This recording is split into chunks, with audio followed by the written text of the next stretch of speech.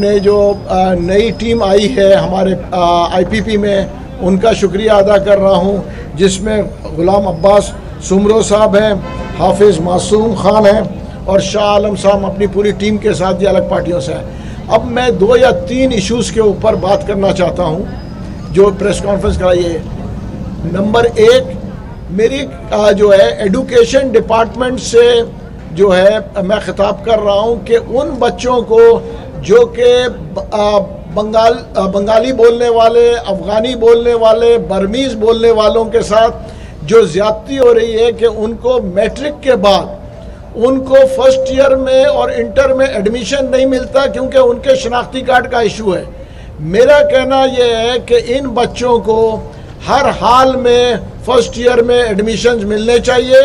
इनके शनाख्ती कार्ड का इशू है या इनके कौमियत का इशू है, वो एक दूसरा इशू है, मगर इन लोगों को तालीम से महरूम रखना जो है ये कानूनी जुर्म है।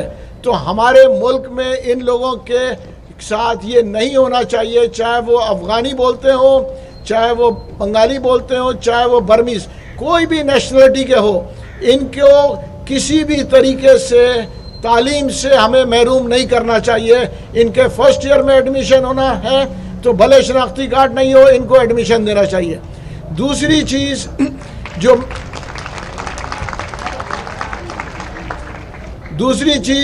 जो मैं बात कर रहा हूँ, हम बात कर रहे हैं कि जी इलेक्शन आ रहे हैं, इलेक्शन कैंपेन की तो सब लोग बात करते हैं। महंगाई की बात करें कि आज इस 2 माह की हुकूमत में पेट्रोल कितना नीचे आया। मैं चीफ मिनिस्टर साहब से और इनसे कहता हूं कि इंटरसिटी के ट्रांसपोर्ट के रेट्स कम क्यों नहीं हुए। जैसे आटे के रेट्स कम हो गए, घी के रेट्स कम हो गए, डॉलर के साथ साथ चीनी के रेट्स कम हो गए, तो ये ट्रांसपोर्ट को भी देखना चाहिए कि इंटरसिटी ट्रांसपोर्ट की कीमतें कम की जाए। और जो कमिश्नर साहब ने एक पूरा सिस्टम बनाया हुआ है कि सब्जी और फलों के लिए जो रेट मुकर्रर हो रहे हैं उसके ऊपर भी जो है एग्जीक्यूशन होना चाहिए कि वो एग्जीक्यूट होंगे। जो रेट बनाए गए थे कि जी अगर 100 रुपये का सब्जी ऑक्शन में मिलता है तो 122 या 120 रुपये में बाज़ार में आना चाहिए, उसके ऊपर इम्प्लीमेंट होना चाहिए, रेट ऑफ द गवर्नमेंट आनी चाहिए। तीसरी चीज़ जो आज ये चीज़ आप देखें कि आज हमारा स्टॉक एक्सचेंज 62,000 पे है। इसको जो पार्टीज़ इसको हमारे स्टेबिलिटी को ख़त्म करना चाह रहे हैं, मैं इमरान खान साहब से खिताब कर रहा हूँ कि कल उन्होंने जो है ये अमेरिकन को कि जी अमेरिकन को बुलाओ और जो है बाजवा साहब को बुलाओ कटेरे में, ये सिर्फ और सिर्फ इसलिए किया है कि हमारे मुल्क में स्टेबिलिटी ख़त्म हो। जब स्टेबिलिटी ख़त्म होगी फिर से डॉलर ऊपर जाएगा, फिर से महंगाई को हम जन्म देंगे। तो खुदारा इलेक्शन की तैयारी करें, इस मुल्क को अनस्टेबल करने की कोशिश ना करें। चीज़ों को आज जो चीज़ें बेहतर हो रही हैं इसको मज़ीद ना बिगाड़ें।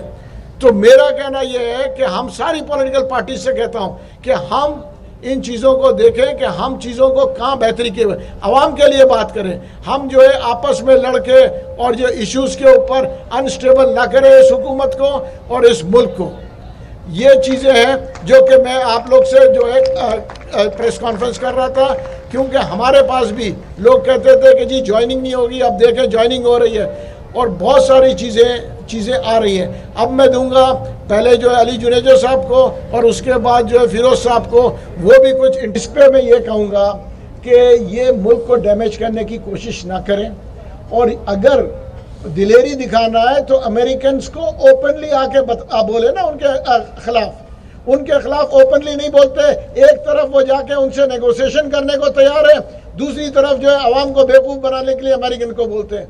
जब वो फौज को बाजवा साहब को बोल रहे हैं, क्यों नहीं कहते कि मैं फौज के खिलाफ हूँ, वो कहते हैं हम फौज के साथ हैं, हम ये नहीं करना चाहते, फिर वो फौज को तनकीद करते हैं। उन्होंने महीनों लगा दिए बच्चों के ब्रेन को जो है ये करते हुए, ब्रेन वॉश करते हुए कि जी फौज के खिलाफ जाए, फौज जो है ये कर रही है, फौज वो कर रही है। या तो वो खुल के आए फौज के खिलाफ या तो आराम से बैठे।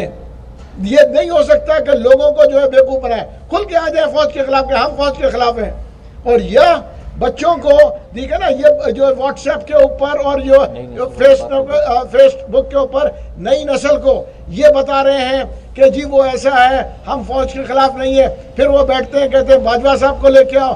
क्यों, क्या लोगों को पता नहीं है हुकूमत में वो कैसे आए, और जब वो हुकूमत में थे उन्होंने क्यों एक्शन नहीं लिया? उस वक्त क्यों उनको एक्सटेंशन देने की बात कर रहे थे? उस वक्त तो कह रहे थे कि आप 5 साल के लिए एक्सटेंशन ले लें। अगर बाजवा साहब इतने बुरे थे तो क्यों दे रहे थे एक्सटेंशन?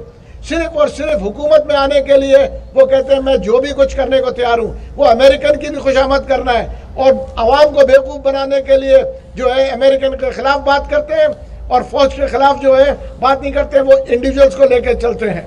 अच्छा मौलवी साहब, बात तो दुरुस्त है, लेकिन जरा बात रुसवाई की भी है, क्योंकि आप इसी इमरान खान के साथ, इसी पीटीआई के साथ रहे, आपने भी नौजवानों को बेवकूफ बनाया, आपने भी बत्ती के पीछे नौजवानों को लगाया, आप 10 साल तक प्रचार करते रहे।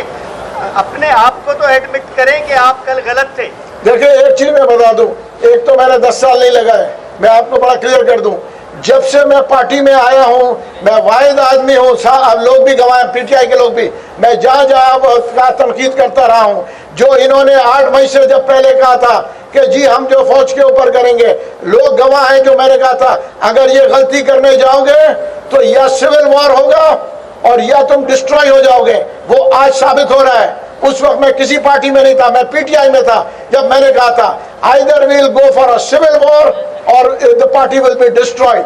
आज पार्टी डिस्ट्रॉय हो गई है। Thank you very much. Thank you. तमाम सर्वे जो है केपीके के और पंजाब के, वो तो साबिक कप्तान के हक में जा रहे हैं, किस तरह मुकाबला करेंगे आप लोग? देखें सर्वे जा रहे हैं, मुकाबला होगा, रिजल्ट देखेंगे। 8 फरवरी के बाद 9 फरवरी आएगा, आप रिजल्ट देखेंगे कि क्या होगा। देखिए बहुत सारे सर्वे आते हैं और जाते हैं। सर्वे माइंडसेट एक चेंज किया हुआ है, माइंडसेट लोगों का अब चेंज हो रहा है, इनको ओपनली आना पड़ेगा। Thank you very much. Thank you very much.